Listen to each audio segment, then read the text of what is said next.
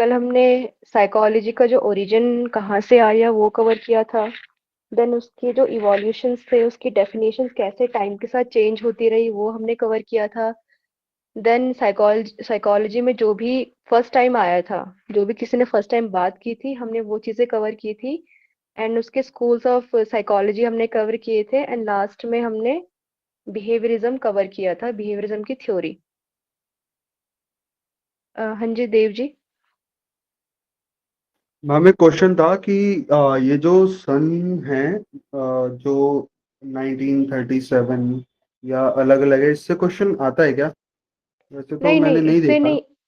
नहीं, इनसे नहीं आता, जस्ट नॉलेज पर्पज से आप ध्यान में रखिए। लेकिन जो मेनली इनमें थ्योरीज होती है, थ्योरीज में क्या बात की गई है ये मेन होता है इनमें।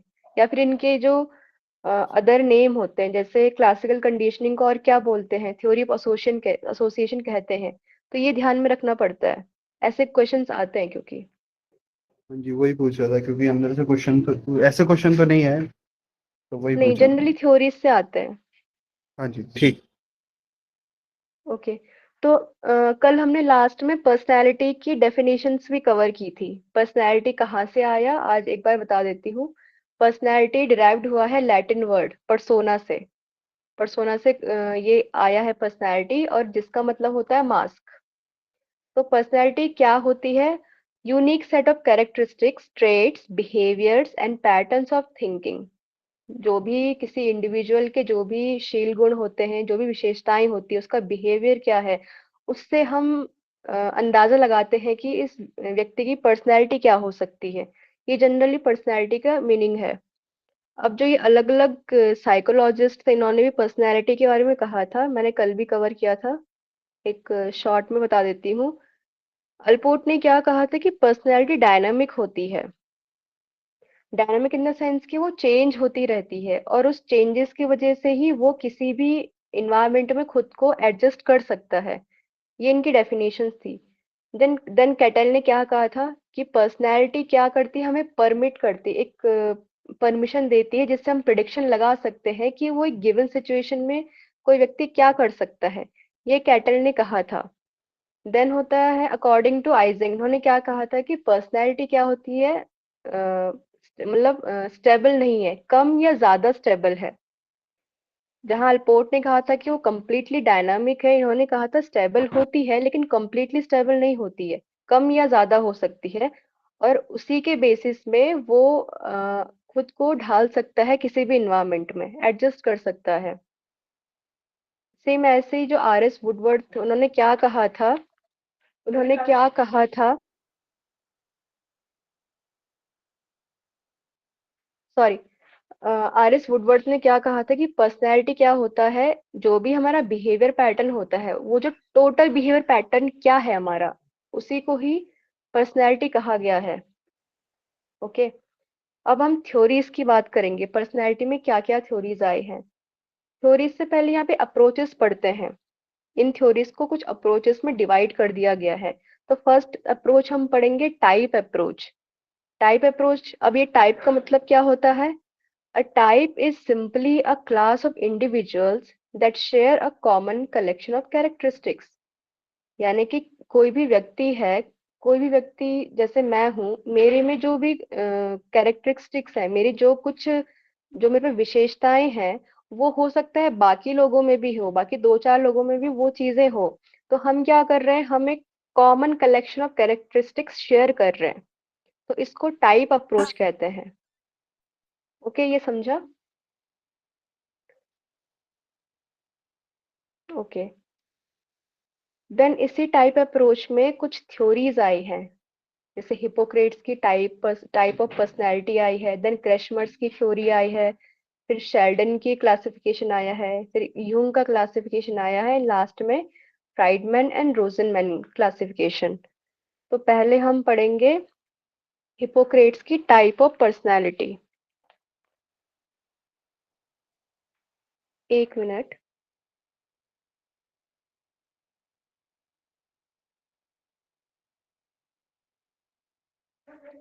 ओके, तो हिपोक्रेट्स जिन उन्होंने जो पर्सनालिटी डिफाइन की थी, उन्होंने क्या कहा था, personality and health are influenced by 4 bodily fluids. हमारे शरीर में 4 प्रकार के तरल पदार्थ होते हैं, 4 प्रकार के द्रव्य होते हैं। उसी के बेसिस पे उन्होंने ये पर्सनैलिटी को डिफाइन किया था। देखो, फर्स्ट द्रव्य है, फर्स्ट फ्लूइड क्या होता है हमारी बॉडी में, फ्लेम। हमारी बॉडी में कफ होता है, और उस कफ के आधार में क्या हो, उस कफ के आधार पर उसको क्या बोला गया है, मतलब उस पर्टिकुलर उस इंसान को क्या बोला जाएगा, फ्लेमेटिक, यानी कि वो भाव शून्य होगा वो इंसान। अब उसके अंडर उसकी क्या पर्सनैलिटी रहेगी, स्लगिश, लेजी एंड कावर्डली, यानी कि वो इंसान सुस्त रहेगा, आलसी रहेगा, या कायर रहेगा। ठीक है। देन सेकंड फ्लूइड आता है येलो बाइल, यानी कि पीला पित्त। उसको क्या कहेंगे हम, कोलैरिक। कोलैरिक यानी कि क्रोधी। क्रोधी कैसे होते हैं, उनकी पर्सनैलिटी कैसी होती है, वायलेंट होते हैं, वेंजफुल होंगे, वॉल्टाइल एंड एम्बिशियस, हिंसक प्रवृत्ति के होते हैं, उनमें रिवेंज की भावना रहती है, और वो परिवर्तनशील, उनमें मतलब चेंजेस आते रहते हैं, और ये एम्बिशियस भी रहता है, इनके अंदर एम्बिशंस रहते हैं। देन थर्ड फ्लूइड है ब्लैक बाइल, यानी कि काला पित्त। अब ये काला पित्त जिन लोगों में होता है वो मतलब ज्यादा होता है, और उसको क्या बोलेंगे हम, मेलाकोलिक, यानी कि वो शिक्षावादी रहते हैं। ये कैसे होते हैं, इंट्रोस्पेक्टिव और सेंटिमेंटल एंड एपेथेटिक, आत्मविश्लेषी रहते हैं, यानी खुद का ही एनालिसिस करते रहते हैं, ज्यादा इमोशनल होते हैं, एंड उदासीन होते हैं, न्यूट्रल जैसे रहते हैं। देन लास्ट है ब्लड। अब इस ब्लड को उन्होंने क्या डिफाइन किया, ये लोग आशावादी रहते हैं, सैंग्विन। और उसके बेस पे क्या पर्सनैलिटी उन्होंने डिफाइन की, amorous, happy, generous generous, care free, optimistic, यानी कि वो कामुक स्वभाव के रहते हैं, वो खुश मिजाज के रहते हैं, उदार रहते हैं और मस्त रहते हैं। ये उन्होंने डिफाइन किया था। ठीक है, अब ये कनेक्ट हो रहा है कि टाइप थ्योरी से, जो मैंने टाइप में भी समझाया था। क्योंकि उन्होंने क्या कह दिया, एक हमने फ्लेम बता दिया, और फ्लेम के बेसिस पे ही कॉमन कैरेक्टरिस्टिक्स वो शेयर कर रहे हैं। तो टाइप टाइप का मतलब ही यही होता है। ठीक है, ये समझ गए, हिपोक्रेट्स की थ्योरी समझ गई। ठीक है। नेक्स्ट है क्रेशमर्स क्लासिफिकेशन। अभी जो क्रेशमर्स ने, इसका पीपीटी मिलेगा क्या? हाँ पीपीटी मिलेगा इसका। अभी जो क्रेशमर्स का जो क्लासिफिकेशन है, ये बॉडी स्ट्रक्चर पे बेस्ड था। ठीक है, इन्होंने क्या दिया, इन्होंने 4 टाइप्स की पर्सनैलिटी दी। फर्स्ट होता है पिकनिक टाइप। पिकनिक टाइप में कैसे लोग आते हैं, जिनकी हाइट छोटी है, short in height, short and thick neck, उनकी मोटी गर्दन रहेगी, छोटी और मोटी गर्दन, हैवी बॉडी उनकी रहेगी। They like to eat and sleep, उनको सोना पसंद है, खाना पसंद है, सोशल एंड चेयरफुल रहेंगे, समाज में मतलब वो बने रहते हैं, हमेशा एक्टिव रहेंगे, इस सेंस में बोला गया है। Then asthenic. एस्थेनिक होते हैं इनके अपोजिट, पिकनिक के अपोजिट एस्थेनिक होता है।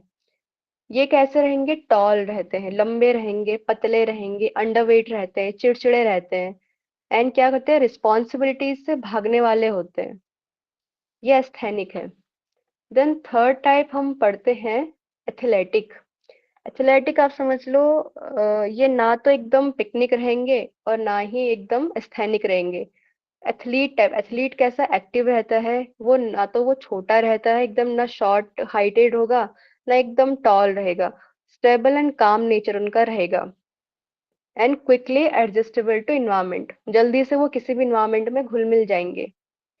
फोर्थ आता है डिसप्लास्टिक।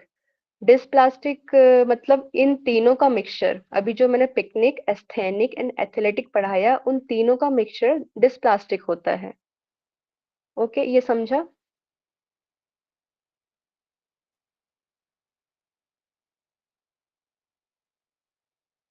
देन नेक्स्ट आती है शेल्डन्स क्लासिफिकेशन। शेल्डन ने भी बॉडी के टाइप्स में ही उन्होंने क्लासिफिकेशन दिया था, 3 टाइप का क्लासिफिकेशन दिया, endomorph, mesomorph and ectomorph. Endomorph यानी कि गोलाकृति। गोलाकृति में क्या क्या आएंगे, सोशिएबल, रिलैक्स्ड एंड अफेक्शनेट। यानी कि मिलनसार होते हैं, शांत स्वभाव के रहेंगे और स्नेही रहेंगे। मतलब जैसे अभी हमने पिकनिक टाइप पढ़ा, ये उससे मिलता जुलता है, एंडोमॉर्फ। देन नेक्स्ट है मीजोमॉर्फ। मीजोमॉर्फ कैसे? एनर्जेटिक। मीजो का मतलब होता है थोड़ा मिड, बीच वाला। तो ये आयताकृति है, ये एनर्जेटिक रहते हैं, कॉम्पिटिटिव एंड बोल्ड। इसको आप कंपेयर करो एथलेटिक से, एथलेटिक से ये मिलता जुलता है। Then third one is ectomorph. Ectomorph means लंबाकृति। ये कैसे रहते हैं? इनहिबिटेड, एप्रेहेंसिव और इंटेलेक्चुअल, यानी कि संकोची, संदेही और बौद्धिक। ये आप समझो एस्थेनिक से। ओके, तो ये क्रैशमर्स एंड शेल्डन, ये इजी है समझने के लिए। इतना समझ में आ गया? जो ऑप्शन में अगर आते हैं तो हिंदी में ऑप्शन आता है, इंग्लिश में? सॉरी, क्या बोला? अगर जो ऑप्शन आएंगे टिक करने के लिए, तो हम्म वो एंडोमॉर्फ, मेसोमॉर्फ की तरह आते हैं या गोलाकृति, आयताकृति ऐसे हिंदी में आते हैं? नहीं, अगर आप हिंदी में क्वेश्चन करते हो तो गोलाकृति आयताकृति आएगा, अदरवाइज इंग्लिश में आएगा एंडोमॉर्फ और मीजोमॉर्फ। ओके ओके, मैं इस कभी कभार ऐसा होता है ना कि जैसे मीजोमॉर्फ है तो मीजोमॉर्फ को हिंदी में ही लिख के, हाँ हाँ हाँ। इसमें तो से ऐसा अभी तो तक नहीं होगा क्वेश्चन ना? आए हैं? हाँ, आया है। इसमें से क्वेश्चन आया है? इसमें से आया है। ठीक है। आप ध्यान में रख सकते हो, दोनों आपको ध्यान रखने पड़ेंगे, अदरवाइज मैंने जो क्वेश्चन देखा है एक, वो इंग्लिश में मैंने देखा है, तो वो एंडो और मीजो के फॉर्म में ही आया है। ठीक है ठीक है। हाँ, ये क्वेश्चन, एक क्वेश्चन तो आया था पहले। हम्म। देन नेक्स्ट है यूंग्स पर्सनैलिटी थ्योरी।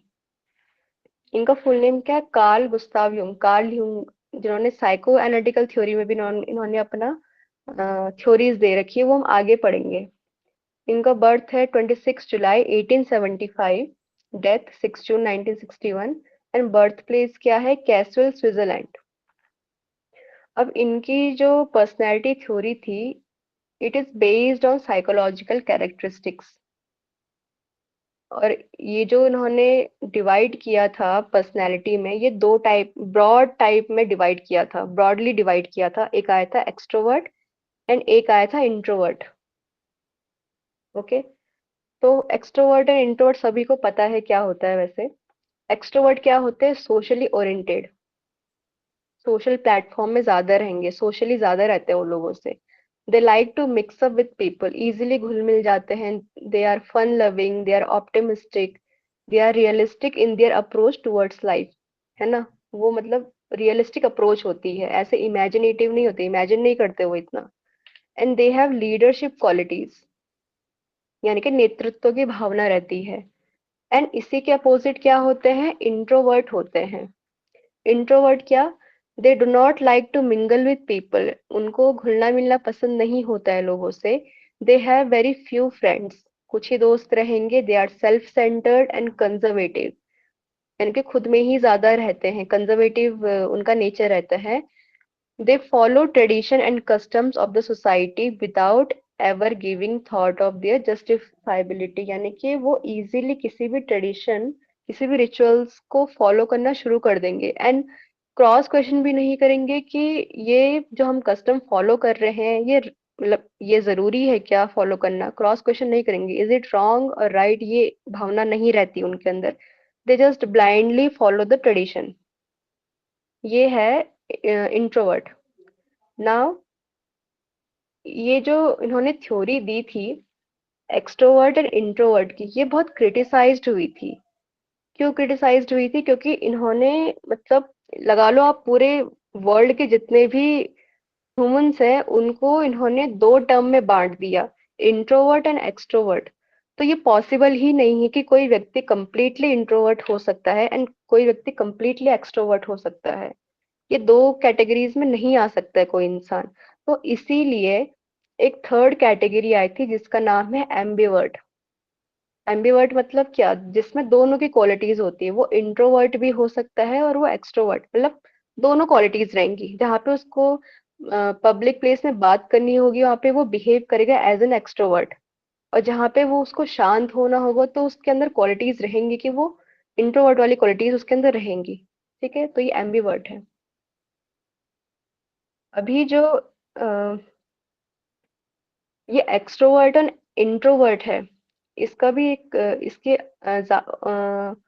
बाद एक और क्लासिफिकेशन आया था जिसमें उन्होंने उसकी इंट्रोवर्ट एंड एक्सट्रोवर्ट की थिंकिंग पैटर्न, उसका feeling, sensing and intuiting, in 4 basis पे दिखाया गया था। आपको शो हो रहा है क्या, या और जूम करूं? नहीं हो रहा है, शो हो रहा है। यस मैम, हो रहा है। अगर जूम करना ओके होगा हम खुद कर लेंगे, हमारे उससे हो जाता है जूम। ओके ओके, ठीक है। ओके, तो फर्स्ट हम समझेंगे ये एक्सट्रोवर्ट एंड इंट्रोवर्ट, इनका थिंकिंग पैटर्न कैसा होता है, ये सोचते कैसे हैं। ठीक है, तो एक्सट्रोवर्टेड कैसे होते हैं, दे आर ऑब्जेक्टिव, यानी कि जो राइट है वो राइट है, जो रॉन्ग है वो रॉन्ग है। देखिए यहाँ पे सब्जेक्टिव ओपिनियन नहीं आते हैं। सब्जेक्टिव इन द सेंस कि किसी व्यक्ति को कोई चीज अच्छी लग सकती है, वही चीज किसी दूसरे को अच्छी नहीं लग सकती, ये सब्जेक्टिव ओपिनियन होते हैं। तो एक्सट्रोवर्टेड क्या कैसे होते हैं, ऑब्जेक्टिव, जो राइट है वो राइट एंड जो रॉन्ग है वो रॉन्ग। ये बहुत ही डॉगमेटिक इनका नेचर होते हैं, इनके हठ धर्मी होते हैं, जिद्दी टाइप के होते हैं। They tend to repress emotion, ये भी अपने फीलिंग्स को दबाते हैं। And they are interested in learning about the external world, यानी कि दुनिया के बारे में क्या उनको जानने में हमेशा रुचि रहती है। सेम इसके जो अपोजिट होंगे, ये होंगे introvert. Introvert they are very intellectual in nature, क्योंकि वो ज्यादा कंजर्वेटिव रहते हैं और सेल्फ सेंटर्ड रहते हैं, तो वो ज्यादा सोचते ज्यादा है, तो they are somewhere intellectual. And they also have tend to repress feelings, ये भी अपनी फीलिंग्स दबाते हैं। और इनको प्राइवेसी की जरूरत बहुत होती है, ये बोलेंगे कि अब हम ज्यादा बात नहीं कर सकते, अब हमको प्राइवेसी चाहिए। तो ये इंट्रोवर्टेड पीपल होते हैं। And may have difficulty getting along with others, यानी कि वही घुल मिल नहीं सकते वो लोगों के साथ इजीली। देन अब आती है फीलिंग। फीलिंग्स क्या है उनकी, हम पढ़ेंगे पहले एक्सट्रोवर्ट का। एक्सट्रोवर्ट कैसे होते हैं, सोशेबल होते हैं, मिलनसार होते हैं, दे आर हाईली इमोशनल, ये भी हाईली इमोशनल होते हैं। They are sensitive to the opinion of others, दूसरा क्या बात कर रहा है वो प्रॉपर सुनते हैं बातों को, ऐसे नहीं कि बस वहां पे इमेजिन करना शुरू कर दिया। They are completely attentive to their others opinion. ठीक है, and tends to confirm the tradition, यहाँ पे लिखा हुआ है कि ये भी परंपरा के अनुसार चलने वाले होते हैं, बट मुझे इसमें थोड़ा डाउट है, क्योंकि अभी हमने ये वाली क्वालिटी हमने इंट्रोवर्ट में पढ़ी थी। तो आप इसको फिलहाल इसको आप ध्यान में मत रखना, परंपरा वाला। देन आता है इंट्रोवर्ट। इंट्रोवर्ट कैसे होते हैं, experiences strong emotions but tend not to express them openly, यानी कि इनके अंदर भी इमोशंस बहुत स्ट्रांग होते हैं बट ये इजीली किसी को एक्सप्रेस नहीं करते। दे आर वेरी थॉटफुल, विचारशील होते हैं, बहुत शांत होते हैं। इंट्रोवर्टेड यानी कि वही किसी से बात नहीं करेंगे, और ये कभी कभी मिस्टीरियस लगते हैं लोगों को, क्योंकि इनके बारे में लोगों को पता नहीं होता है कि ये है कैसे, तो ये रहस्यमय प्रतीत होते हैं। Now come to the sensing. Sensing यानी कि संवेदन। अब इनकी संवेदनाएं कैसी होती है, फर्स्ट हम पढ़ेंगे एक्सट्रोवर्ट की। So they are outgoing, pleasure seeking, हमेशा आनंद चाहने वाले, एडेप्टेबल, किसी भी वातावरण में घुल मिल जाएंगे। They are open to new experiences, ये हमने पढ़ लिया कि हमेशा न्यू एक्सपीरियंसेस उनको चाहिए होता है।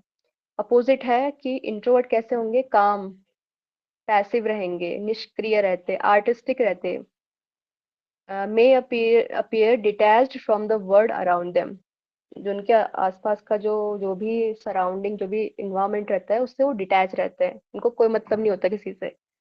Now the intuiting, they are creative, extrovert की बात कर रही हूँ।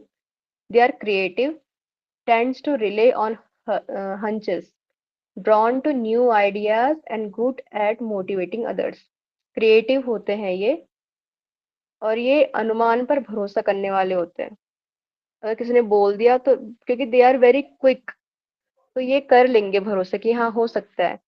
और क्या है, ये नए विचारकों की ओर आकर्षित होते हैं। किसी ने कुछ नई बात बोल दी तो उसकी तरफ उनका ध्यान ज्यादा जाता है, एंड दूसरे को ज्यादा मोटिवेट करते हैं।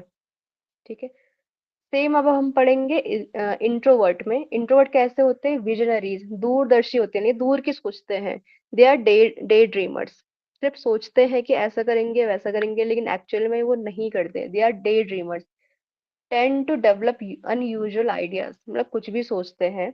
एंड मे सीम क्या है ये, eccentric to others, eccentric to others. दूसरों को विलक्षण लग सकते हैं। सेम वही, वो मिस्टीरियस लगते हैं क्योंकि वो किसी से बात नहीं करते। तो आ, ये जो है मैंने आपको बताया है, ये सोच, अनुभूति, संवेदन एंड अंतर्ज्ञान। ये आप ध्यान में रखना, ये 4 क्वालिटीज। ठीक, क्योंकि पेपर में आया था एक बार। ये थोड़ा आसान भी है, अंतर्मुखी का और बाहरीमुखी का समझ में भी आता है। हाँ, क्योंकि हम जनरली ये टर्म यूज करते हैं, इंट्रोवर्ट एंड एक्सट्रोवर्ट। ये आ गया समझ में, तो हम नेक्स्ट थ्योरी की ओर बढ़ते हैं।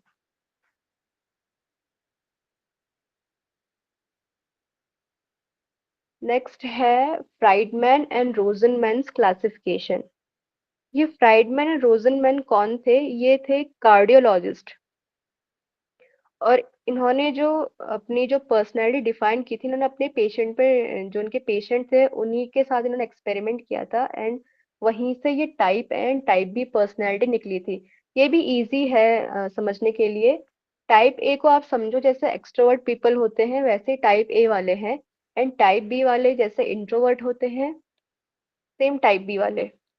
टाइप ए वाले कैसे हैं? हाईली कॉम्पिटिटिव, यानी कंपटीशन हाईली, मतलब उनको हर जगह कंपटीशन खेलना पसंद है, फर्स्ट आना पसंद है। They are highly competitive.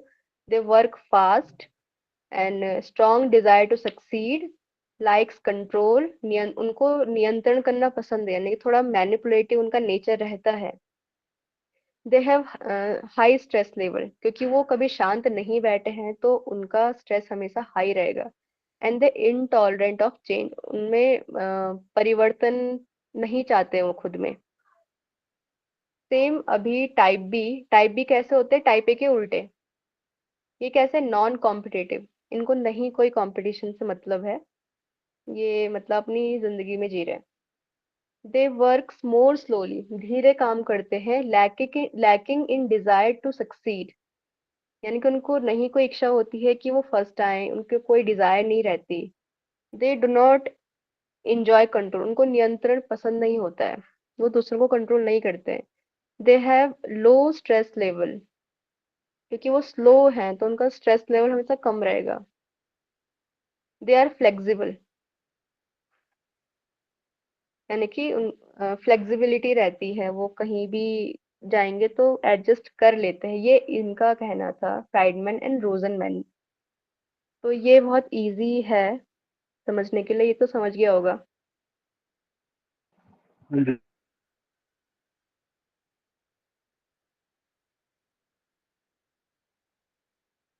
Okay, तो एक यहाँ पे क्वेश्चन है, 2017 में आया था जो, which type of personality is described bye क्रेशमर?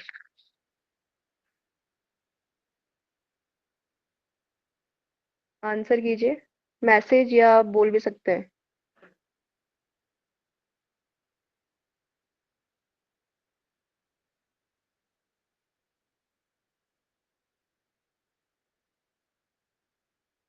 Option C. Right picnic में। सी। अभी बताया था ये।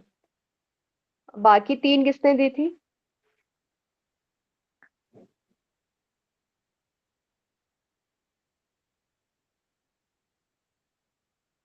बाकी 3 किसने दिया हेल था?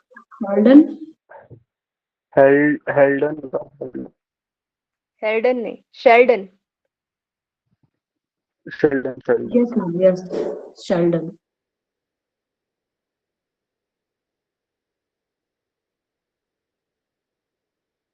तो पिकनिक दिया था क्रेशमर ने। बाकी 3 क्या क्या थे? एक पिकनिक था, देन था पिकनिक था, एस्थेनिक, देन था एथलेटिक, अर्सेनिक, एथलेटिक और dynamic. Dysplastic.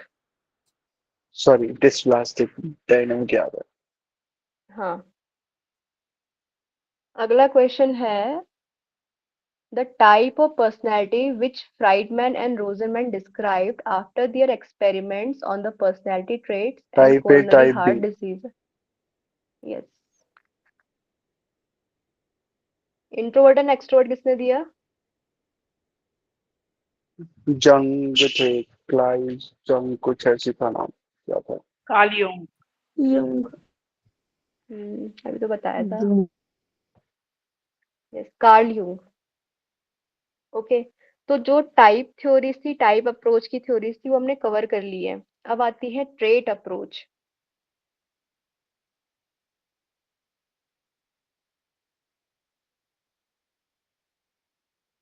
Now what is trait approach? According to trait theory, personality is made up of different traits, and traits are building blocks, and human behavior can be described in terms of these traits. यानी कि personality क्या होती है? अलग अलग traits से मिलकर बनी होती है। ट्रेट्स क्या होते हैं? ट्रेट्स आप समझ लो क्वालिटीज है एक हिसाब से। नहीं, तो टेट का मतलब लक्षण होता है। चलो ठीक है, लक्षण, लक्षण, क्वालिटी, शील, गुण, जो भी है, और वो डिफाइन करती है पर्सनैलिटी को। ठीक है, तो अलग अलग शील गुण से मिलकर पर्सनैलिटी बनती है। और ये जो ट्रेट्स होते हैं, they are like building blocks. ठीक है, बहुत सारी ट्रेट्स हैं और उससे कोई डिफाइन हो रही है कुछ चीज, तो they are like building blocks. ठीक है, और इसी से हम ह्यूमन बिहेवियर को डिस्क्राइब कर सकते हैं। ओके, सो ये है ट्रेट अप्रोच। ट्रेट अप्रोच में हम क्या पढ़ते हैं? Allport's trait theory and trait theory of Cattell. दो थ्योरीज पढ़ेंगे हम यहाँ पे। फर्स्ट है अल्पोर्ट्स ट्रेट थ्योरी। तो अल्पोर्ट ने क्या कहा था? According to Allport, trait is the basic unit of personality.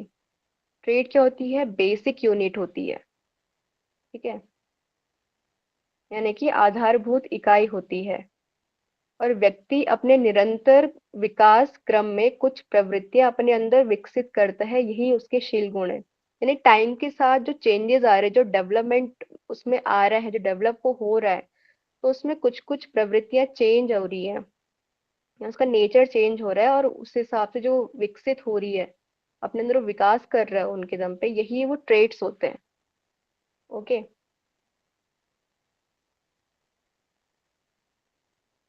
अब ये जो ट्रेट्स हैं, ये ट्रेट्स को उन्होंने दो टाइप में डिवाइड किया। पहला है कॉमन ट्रेट्स एंड दूसरा है पर्सनल ट्रेट्स। कॉमन ट्रेट्स क्या होते हैं? These traits are found in the majority of persons living in a society or culture. जो मेजॉरिटी लेवल पर हमें दिखते हैं, जो ट्रेट्स हमें दिखते हैं, उसको कॉमन ट्रेट्स कहते हैं। सेम जैसे मैंने अभी बताया था कि जो कैरेक्टरिस्टिक्स मेरे अंदर है, वो बहुत से लोगों के अंदर हो सकते हैं। तो ये बहुत कॉमनली हो रहा है ना, हर किसी के अंदर है, तो ये मेजॉरिटी लेवल में पाया जा रहा है, तो इसको कहते हैं common traits. Now the personal traits, this refers to the unique characteristics of a person and not shared by other member of a society or community or culture. Unique characteristics होते हैं ये। ठीक है, यूनिक यानी कि जो बाकी लोगों में नहीं होता है। ठीक है, बाकी लोगों में नहीं होगा, या किसी कम्युनिटी या जो भी कल्चर से वो बिलोंग करता है, तो उस मतलब क्या बोलते हैं, जिस भी कल्चर से बिलोंग करता है, तो एक यूनिक कैरेक्टरिस्टिक्स उसका उसका होता है, बाकी लोगों के पास नहीं होगा। अभी जो पर्सनल ट्रेट्स हैं, इसको फर्दरली डिवाइड किया था तीन ट्रेट्स में। फर्स्ट है कार्डिनल, देन आता है central, and third one is secondary. Cardinal क्या होते हैं? कार्डिनल मास्टर एक्टिव, इनके सबसे ज्यादा जो दिखता है, डोमिनेंट होते हैं। ठीक है, सबसे ज्यादा प्रभावी वो रहता है। तो cardinal trait shapes the person, their self concept, there emotion composition, their attitude, their behaviour. यानी कि आप समझ लो, यहाँ पे आ रही है बात एक हिसाब से एक यूनिक कैरेक्टर की, एक यूनिक ट्रेट की, जो बाकी लोगों में नहीं है। हम इसको एग्जाम्पल समझते हैं जैसे महात्मा गांधी किस चीज के लिए फेमस थे? नॉन वायलेंस एंड ट्रुथ के लिए। ठीक है, तो वो नॉन जो अहिंसा और जो सत्य था वो एक यूनिक कैरेक्टरिस्टिक्स था उनका, वो बाकी लोगों में नहीं था, या वो फेमस उस चीज के लिए थे। मदर टेरेसा किस चीज के लिए जानी जाती है? सर्विंग फॉर अदर्स, उन्होंने सेवा की थी, तो वो उस चीज के लिए जानी जाती है, तो वो एक यूनिक कैरेक्टर था उनका। हिटलर डिक्टेटरशिप के लिए जाना जाता है। आइंस्टीन जाने जाते हैं अपनी इंटेलिजेंस के लिए। तो ये एक यूनिक कैरेक्टरिस्टिक्स है, और ये डोमिनेंट होते हैं, सबसे ज्यादा प्रभावी ये रहते हैं। ठीक है, लेकिन आप मैसेज कीजिए, आप बीच में मत बोलिए वरना डिस्टर्ब हो जाएगा।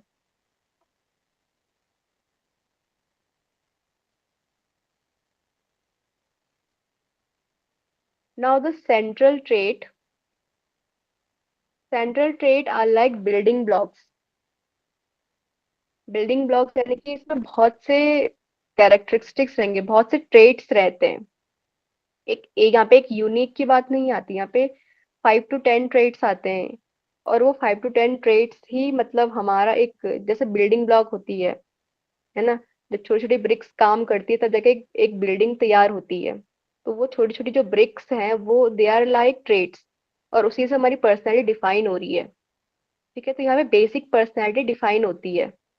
ओके, तो यहाँ पे होती है only 5 to 10 features are enough to describe someone's personality that they are called building blocks. ठीक है, यहाँ पे 5 to 10 फीचर्स आ रहे सिंपली, यानी कि one person has 5 quality like sharp mind, beauty, height, shyness, honesty and truth. एक इंसान के अंदर ये 5 क्वालिटीज हो सकती है, तो ये सेंट्रल ट्रेट में आएगा। ठीक है, third one is secondary. Secondary क्या होते हैं? These are seen in certain and specific situation, but these qualities can't be judged on the basis of personality. यानी कि कोई स्पेसिफिक मोमेंट है, कोई सिचुएशन है ऐसी है तब जाके ये दिखता है, ये रोज डेली बेसिस पे ये नहीं दिखेगा। और इस ट्रेट से आप किसी की पर्सनैलिटी को जज नहीं कर सकते। ठीक है, जैसे कि हेयर स्टाइल, अब जरूरी नहीं है ना कि वो हेयर स्टाइल रोज बनाता हो एक जैसे, कभी कभी अच्छे से हेयर स्टाइल बनाते हैं, तो उससे हम उसकी पर्सनैलिटी को जज नहीं कर सकते।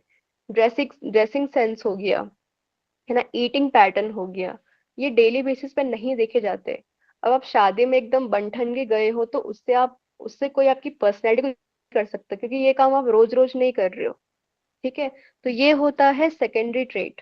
ठीक है, ये समझ में आया? कार्डिनल, सेंट्रल एंड सेकेंडरी, ये तीनों समझे? अब किसी के क्वेश्चन है तो आप पूछ सकते हैं। तो सेंट्रल ट्रेट। अच्छा, सेंट्रल ट्रेट। जी। सेंट्रल ट्रेट यानी कि बिल्डिंग ब्लॉक्स होती, जैसे कि आपके अंदर जो क्वालिटीज है, आपके अंदर 5 to 10 क्वालिटीज है। आप नेचर में अच्छे हो, आप अच्छे से बात करते हो, आप शाय, आप मतलब शाय किस्म के हो, आप थोड़ा शर्माते हो, आपकी हाइट अच्छी है, आप सच बोलते हो। तो ये क्या आपकी क्वालिटीज हैं? तो क्वालिटीज ये क्या 4 से 5 क्वालिटीज, ज्यादा भी हो सकती है। तो ये क्वालिटीज के बिल्डिंग ब्लॉक का काम कर रही है, और इसी से आपकी पर्सनैलिटी डिफाइन हो रही है। ठीक है, मतलब आप समझो कार्डिनल में क्या होता है, एक यूनिक कैरेक्टरिस्टिक आ रहा है, एक यूनिक क्वालिटी आ रही है। जैसे महात्मा गांधी अहिंसा के लिए फेमस थे, है ना, तो कार्डिनल में यूनिकनेस आती है। सेंट्रल में 5 to 10 फीचर्स आते हैं, और भी हो सकते हैं जो, पर जनरली 5 to 10 फीचर्स होते हैं। ठीक है, एंड द सेकेंडरी वाले में क्या होता है कि हमेशा ये जो ट्रेट होगा ये रोज रोज नहीं देखा जाएगा, ये स्पेसिफिक सिचुएशन पे ही देखा जाता है, कुछ जी मतलब विशेष परिस्थितियों में ही देखा जाएगा। ठीक है, ये समझे आप? जी जी, वो एकदम बहुत अच्छा समझ। ओके, तो हम आगे बढ़ते हैं। अल्पोर्ट ने एक और क्लासिफिकेशन दिया था, ये है असेंडेंट एंड डिसेंडेंट। ये क्योंकि एग्जाम में आया है इसलिए मैं बता रही हूँ। अब ये एग्जाम में असेंडेंट एंड डिसेंडेंट ये ऐसे ही लिख के आया था, लेकिन ये भी समझने को इजी है। देखो ये पिक्चर से समझो। ये जो लड़का है यहाँ पे इसको समझो आप असेंडेंट, और ये लड़की है ये डिसेंडेंट। अब समझेंगे कैसे?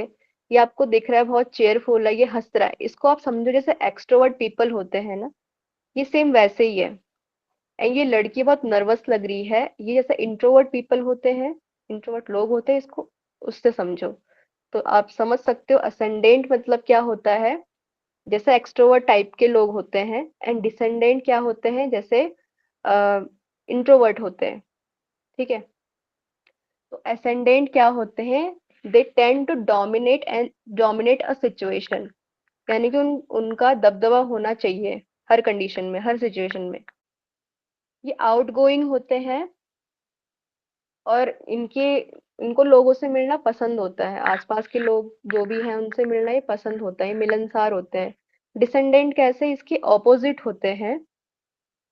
डिसेंडेंट कैसे होते हैं, self critical and self analytical, आत्म आलोचक और आत्म विश्लेषात्मक, यानी कि वो अपने गुण दोष ज्यादा ढूंढते हैं, अपनी अच्छी क्वालिटीज और बुरी क्वालिटीज को वो ढूंढते रहते हैं खुद में, खुद को एनालिसिस करते रहते हैं। दे आर डे ड्रीमर, जैसे मैंने बताया था कि इंट्रोवर्ट भी डे ड्रीमर होते हैं, यानी कि वो बस दिन में सपने देखते, दिन में सपने देखने का मतलब क्या होता है कि वो जब सोचते रहते हैं कि हम ऐसा करेंगे वैसा करेंगे, लेकिन एक्चुअल में वो कुछ नहीं करते। एंड विड्रॉ फ्रॉम सोशल और कॉम्पिटिटिव सिचुएशन, वही कि कोई कंपटीशन, मतलब कोई भी कॉम्पिटिटिव वाली सिचुएशन है, कहीं पे कंपटीशन है, कहीं पे अगर बोलना है हमको, तो वहां से वो भाग जाएंगे। ठीक है, क्योंकि they do not like to meet with any people. Okay, तो ये है डिसेंडेंट, ये इतना समझ गया।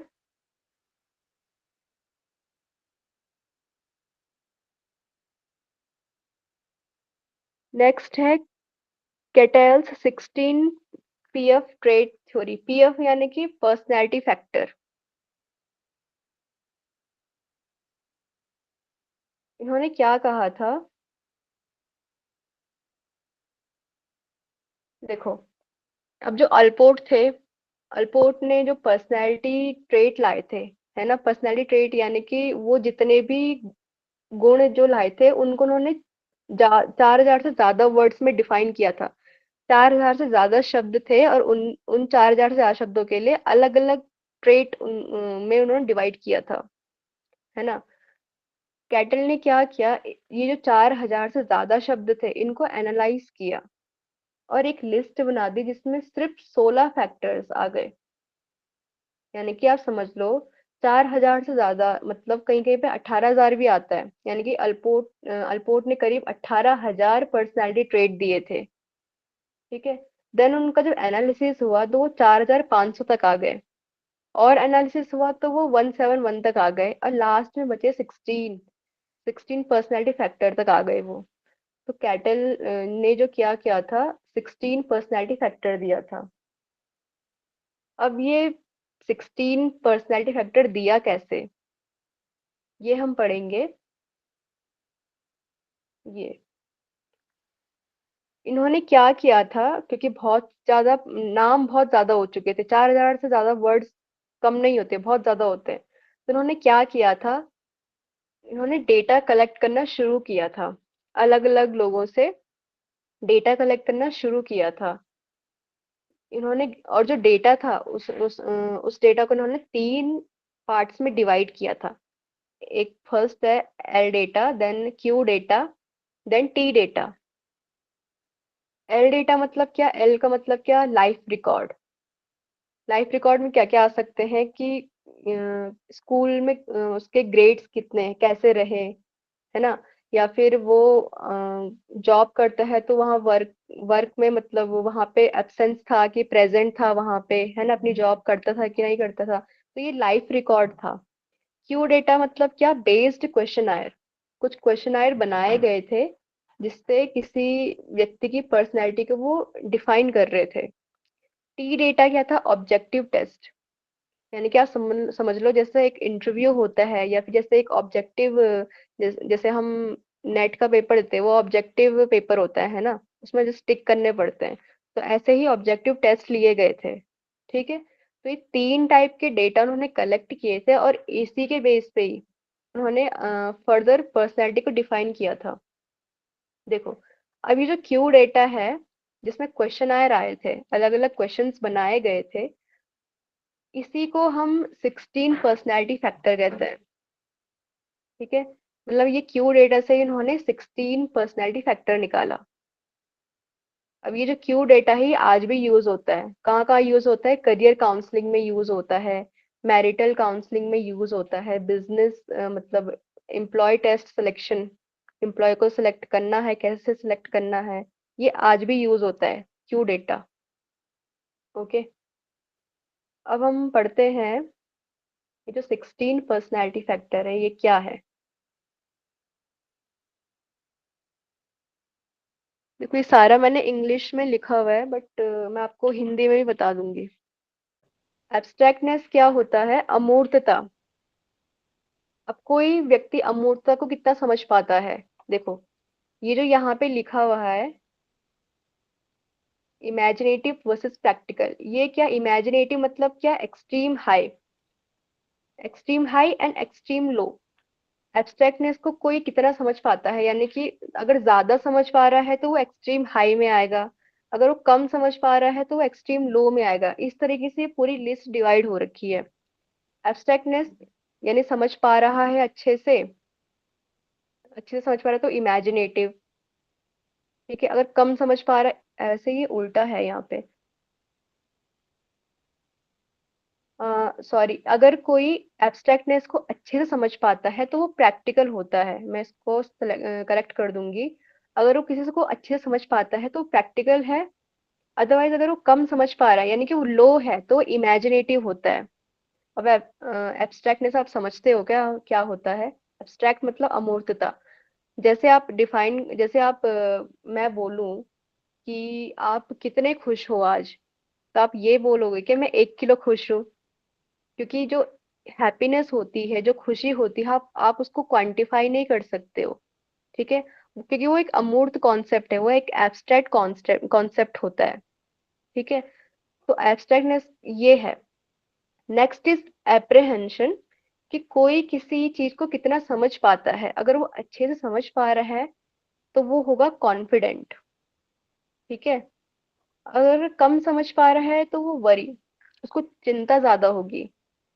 ठीक है, देन डोमिनेंस, अगर किसी का स्वभाव होता है, डोमिनेंट प्रवृत्ति के होते हैं ना, दूसरों को डोमिनेट करते हैं, अगर उनके अंदर ज्यादा वो क्वालिटी है, सो दे आर फोर्सफुल, दूसरे के साथ वो जबरदस्ती करेंगे।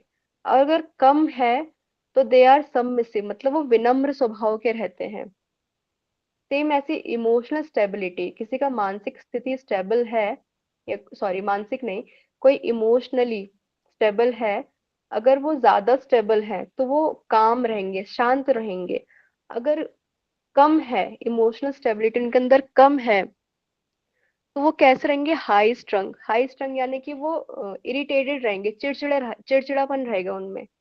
ठीक है, और किसी के अंदर जीवंतता कैसी रहती है, लाइवलीनेस में जीवंतता, कितना वो ऊर्जावान है, अगर ज्यादा है तो स्पॉन्टेनियस रहेंगे, फटाफट क्विक एक्शंस लेंगे, अदरवाइज वो रिस्ट्रेन रहेंगे, यानी कि थोड़ा कंट्रोल में रहेंगे।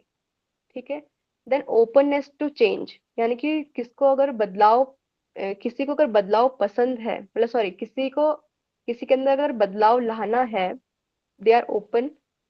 तो अगर किसी के अंदर अगर कोई ज्यादा ओपन है बदलाव लाने के लिए, सो दे आर फ्लेक्सिबल, वो तुरंत बदलने के लिए तैयार रहते हैं। और किसी के अंदर अगर बदलाव बहुत कम है तो वो बस उन्हीं के साथ अटैच रहते हैं जो फेमिलियर हैं, जो वो अपने आसपास के लोगों को जानते हैं, बस वहीं तक सीमित रहेंगे, उसके अलावा किसी के साथ चेंजेस नहीं आ सकता उनके अंदर। देन परफेक्शनिज्म, कोई कितना परफेक्ट है, अगर ज्यादा परफेक्शनिज्म है उसके अंदर तो वो कंट्रोल बिहेव में रहेगा, और अगर नहीं है, परफेक्शनिज्म कम है, तो वो इनडिसिप्लिन रहेगा, यानी कि अंदर का अनुशासन कम रहेगा उसके अंदर। देन प्राइवेटनेस, किसी को प्राइवेसी की जरूरत है, अगर वो ज्यादा एक्सट्रीम हाई हो गई, ठीक है, तो दे आर डिस्क्रीट। डिस्क्रीट यानी कि उनको तब भी अगर प्राइवेसी ज्यादा एक्सट्रीम हाई है तो दे आर डिस्क्रीट, यानी कि उनको प्राइवेसी चाहिए। अगर प्राइवेसी की इतनी जरूरत नहीं है तो दे आर ओपन, किसी के साथ भी ओपन हो जाएंगे, उनको इतनी जरूरत नहीं होती। रीजनिंग यानी कि उनके अंदर तर्क करने की क्षमता, अगर हाई है तो दे आर एब्स्ट्रैक्ट, अगर लो है तो कॉन्क्रीट है। ठीक है, यानी कि अगर जैसे 2 + 2 = 4 है, तो ये 2 + 2 = 4 मैंने ब्लैक बोर्ड पे लिख दिया। ये क्या था, एक एब्स्ट्रैक्ट कॉन्सेप्ट है। ठीक है, हम लोग समझ सकते हैं 2 + 2 = 4। वही अगर हम किसी बच्चे को समझाएं, अगर हम 6 से 8 साल के बच्चे को समझाएं, ब्लैक बोर्ड पे लिख दे 2 + 2 = 4, उसको नहीं समझ में आएगा, क्योंकि उसका वो कैसा है, कॉन्क्रीट इन नेचर, उसका नेचर कॉन्क्रीट है। उसको दिखाना पड़ता है कि 2 + 2 = 4 कैसे होता है। तो सपोज उसके सामने 2 एप्पल एंड 2 बनाना ला दिए, फिर उसको समझाया जाता है कि देखो ये 2 एप्पल है, 2 बनाना है, इसको ऐड करके ऐसे ऐसे 4 होता है। ठीक है, तो ये होता है। देन रूल कॉन्शियसनेस मतलब सोसाइटी में वो कैसे, सोसाइटी के जो भी क्या बोलते हैं, रूल्स होते हैं, जो भी नॉर्म्स होते हैं, किसको फॉलो करना है, किसको नहीं करना है। ठीक है, रूल कॉन्शियसनेस अगर ज्यादा है मतलब वो इजीली किसी चीज को एक्सेप्ट कर लेगा, कन्फर्मिंग मतलब एक्सेप्ट कर लेगा। अगर कम है तो नॉन कन्फर्मिंग होगा, यानी कि वो क्रॉस क्वेश्चन करेंगे कि ऐसा हमको क्या ये रूल फॉलो करना जरूरी है या नहीं है, ऐसे क्रॉस क्वेश्चन करना वो शुरू कर देंगे। सेल्फ रियलाइंस रियलाइंस मतलब यानी कि आत्मनिर्भर। अगर ये क्वालिटी ज्यादा है तो दे आर सेल्फ सफिशिएंट, अपने लिए वो काफी है। अगर नहीं है तो वो डिपेंडेंट हो जाएंगे दूसरों पे। सेंसिटिविटी अगर ज्यादा है किसी पे तो वो सॉफ्ट हार्ट के रहेंगे। अगर सेंसिटिविटी कम है तो दे आर टफ माइंड, थोड़ा टफ किस्म के रहते हैं वो लोग। ऐसे ही सोसाइटी में अगर बोल्डनेस बोल्डनेस यानी कि वो जैसे बोलते हैं ना बोल्ड इन नेचर, मतलब किसी से डरते ही नहीं इजीली, अगर ये ज्यादा है दे आर अनहिबिटेड, यानी कि वो किसी से भी पंगा ले लेंगे ऐसा। अगर वो ये क्वालिटी कम है सो दे आर शाय। सेम ऐसे टेंशन टेंशन अगर ज्यादा है तो इम्पेशेंट हो जाएंगे, है ना। अगर अगर टेंशन कम है तो रिलैक्स होंगे। ऐसी विजिलेंस विजिलेंस का मतलब होता है कि सतर्कता कितनी है। सतर्कता अगर ज्यादा ही है, सस्पिशियस होंगे। सस्पिशियस यानी कि थोड़ा डाउट में रहेंगे ज्यादा। और अगर ये सतर्कता कम है तो इजीली ट्रस्ट कर लेंगे किसी में भी। वार्म कैसे होता है कि वो वार्म मतलब ऐसे बोलते हैं ना कि किसी के अंदर कितनी एनर्जी है, बोलते हैं ना हाउस द जोश। तो अगर ज्यादा है तो दे आर आउट गोइंग, किसी के साथ भी मतलब भिड़ेंगे इस हिसाब से। और अगर कम है तो दे आर रिजर्व्ड, नहीं रहेंगे, किसी किसी से भी नहीं बात करेंगे, अपने में रहेंगे। तो इस हिसाब से इन्होंने 16 पर्सनैलिटी फैक्टर को डिवाइड किया था, ये तो एक्सट्रीम हाई में या तो एक्सट्रीम लो में। देन फर्दर ये एक और ट्रेट था इनका, जो इन्होंने जो ट्रेट्स बनाए थे ये, इसको फर्दर 2 कैटेगरीज में डिवाइड किया था। ये है एक सरफेस ट्रेट्स एंड दूसरा है सोर्स ट्रेट्स। सरफेस यानी कि सतही शील गुण एंड सोर्स है स्रोतशील गुण। सतही मतलब क्या होता है, ऊपर ऊपर, है ना। जैसे समुंदर होता है तो समुंदर की जो समुंदर का जो सरफेस होता है वो क्या होता है, उसमें वेव्स आती रहती है, यानी कि उसमें चेंजेस आते रह रहे हैं, है ना। तो ये जो चेंजेस है सेम ऐसे हमारा सरफेस ट्रेट्स होता है, तो ये डे टू डे रिफ्लेक्ट हो रहा है। ठीक है, ये हर किसी को दिख जाएगा कि ये कैसे मतलब किसी की पर्सनैलिटी कैसी है। और जो सोर्स होता है, सोर्स क्या करता है, हमारी पूरी पर्सनैलिटी का स्ट्रक्चर है। जैसे बिल्डिंग होती है, बिल्डिंग में अगर फाउंडेशन ही नहीं है तो उसकी पर्सनल तो उसका जो बिल्डिंग है वो स्टेबल नहीं रह पाएगा। तो फाउंडेशन क्या करता है, किसी भी बिल्डिंग को एक बेस देता है, मतलब मजबूत बनाता है फाउंडेशन, है ना। तो सेम ऐसे ही सोर्स ट्रेट क्या होता है, एक स्ट्रक्चर देता है पर्सनैलिटी को। ठीक है, ये कम नंबर में होते हैं और ये डे टू डे जो हमारी लाइफ होती है उसमें ये नहीं दिखता, कोई इसको ऑब्जर्व नहीं कर सकता डे टू डे लाइफ में। ठीक है, इसको एग्जाम्पल से समझते हैं। जैसे कि कोई व्यक्ति मिलनसार है, ठीक है, वो सेल्फिशनेस उसके अंदर नहीं, यानी कि निस्वार्थ है, उसकी निस्वार्थता है उसके अंदर, और ह्यूमर। ठीक है, ये 3 अलग अलग चीजें हैं और ये हमारी डे टू डे लाइफ में दिख रही है। ठीक है, तो ये क्या है, सरफेस ट्रेट है। ओके, जब इन 3 ट्रेड को अगर हम ऐड कर दें, इन तीनों को अगर हम जॉइंट कर दें तो क्या बनेगा, सोर्स ट्रेट बनेगा। और उसको एक कॉमन नाम दे दिया हमने, फ्रेंडलीनेस। ठीक है। मित्रता रूप वाले मतलब जिनके अंदर जो मित्रता स्वभाव वाले रहते हैं वो कैसे होंगे? सोशेबल होंगे, अनसेल्फिशनेस होंगे एंड ह्यूमर। ठीक है, ये तीनों रहेंगे। ये समझा क्या?